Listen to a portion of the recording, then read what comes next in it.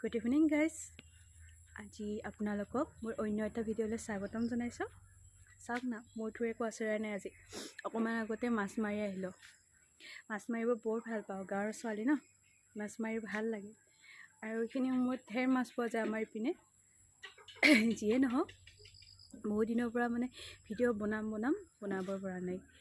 কি কৰিম আৰু, একেবাৰে জ্বৰ কাহত পৰি আছিলোঁ। বেয়াকৈ জ্বৰ হৈছিলে এইবাৰ, বৰষুণত তিতি।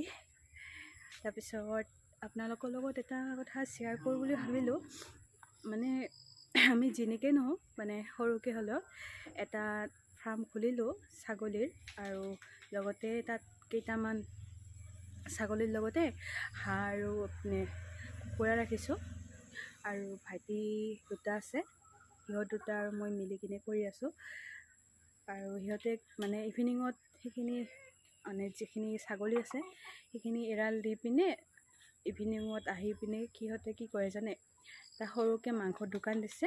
তো মাংস কাটে কাৰণ ল'ৰা হয়, সিহঁতক চলিবলৈ ডেইলি টকা লাগে। সেইকাৰণে সিহঁতৰ এইটো আউট ইনকাম হৈ আছে।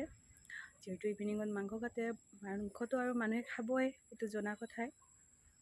যিয়ে নহওক, আপোনালোক বহুতেই আছে আমাৰ যিটো এৰিয়া হয় বঙাইগাঁও ছিজন গ্ৰাম। চ' বহুত আছে যিসকলে আমাৰ ভিডিঅ'বিলাক চায়। আৰু তেওঁলোকক কৈছোঁ, আৰু যদি আপোনালোকক কেতিয়াবা ছাগলীৰ প্ৰয়োজন হয় তেন্তে প্লিজ আমাৰ পৰা ল'ব। একেবাৰে জবৰদস্তি নকৰোঁ। নতুনকৈ খুলিছোঁ, হয়তো আপোনালোকে নাজানে। আৰু এনেকুৱা হয় যে বিয়াৰ ছিজনেই হওক বা অন্নপ্ৰসন্নেই হওক, আজিকালি ছাগলীটো খুৱায়। চ' ছাগলী তেতিয়া বিচাৰি হাহাকাৰ হয়। সেয়ে আগতীয়াকৈ আপোনালোকক জনালোঁ যে আমাৰ ইয়াত পাই যাব। ছিজন গ্ৰামত আহিলে আপোনাক যিমান ছাগলী লাগে পাই যাব। আৰু যিহেতু আমাৰ এৰিয়াৰে হয়, চ' অকণমান কমকৈ দিম দামবিলাক। আৰু বহুত আছে তেনেকুৱা, যিহঁতে হয়তো ভাবি আছে যে আমিও এইটো বনাব লাগে, আমিও কৰিম তেনেকৈ বহুতে ভাবে। কিন্তু কি হয়, টকাৰ অভাৱত কৰা নহয়। চ' আপোনালোকক এটা সৰু এডভাইচ দিছোঁ, প্ৰথমে দুটা আনক, তাৰপিছত আৰু দুটা আনক। সৰুকৈ হ'লেও এনেকুৱা নহয় যে আপুনি খপতকৈ কিবা হাজিৰা কৰি আছে বা কিবা কৰি আছে যে খপতকৈ 100জনী ছাগলী আনিব। চ' আপুনি তেনেকৈ পুহিব। চ' সেনেকৈ অকণমান অসুবিধা হয়। কিন্তু আপুনি এটা কাম কৰিব পাৰে, প্ৰথমে আজি দুটা, কালি দুটা, তেনেকৈ যদি আনি আপুনি আপোনাৰ জমা কৰি লয়, তো আপোনাৰে ভাল হ'ব। কাৰণ একেৰাহে অনাত বহুত টকা খৰচ হয়, কিন্তু লাহেকৈ আনিব পাৰে। আৰু যিহেতু ছাগলী আনিলে বুলি ছাগলীৰ লগতে লাগি থাকিব লাগিব, সেইকাৰণে অকণমানকৈ আনক। আপোনাৰো নহ'লে পিছত এনেকুৱা হৈ যাব যে নিজৰ হাজিৰা কামটো বাদ দি ডাইৰেক্ট ছাগলী আনি পিনে বহি আছে। তো আপুনি আনি পিনে ডাইৰেক্ট যে বিক্ৰী কৰিব পাৰিব তেনেকুৱা নহয়। সেইকাৰণে সিহঁতক অকণমান ডাঙৰ হ'ব দিব লাগিব, অকণমান স্বাস্থ্যৱান হ'ব লাগিব। আৰু এদিনতে যে বিক্ৰী হ'ব বস্তুখিনি তেনেকুৱা নহয়। সেয়ে লাহে আনক। আৰু অলপকৈ আনি পিনে পিছত লাহে উপাৰ্জনৰ পথটো উলিয়াওক। আমিওতো সেইটোৱে কৰিছোঁ।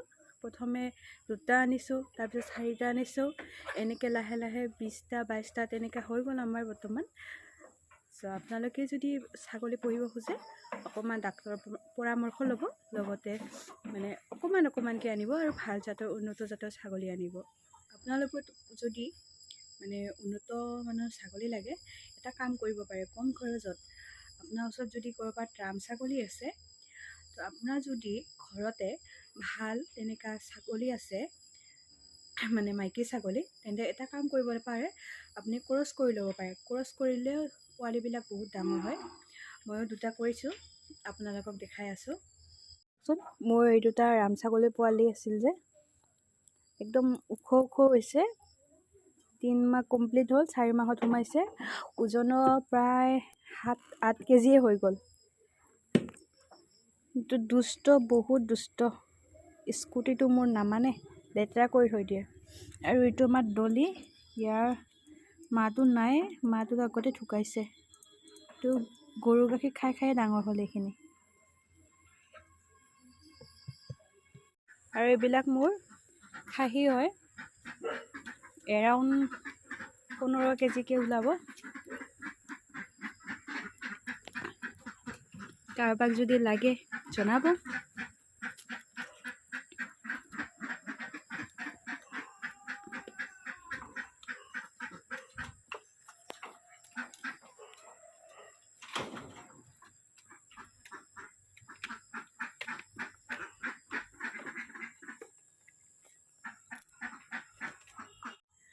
শেষত প্লিজ কাৰোবাক যদি লাগে আমাৰ এৰিয়াৰ তেন্তে প্লিজ আমাৰ পৰা ল'ব। আৰু আজিলৈ ভিডিঅ'টো ইমানতে সামৰিছোঁ। বাই।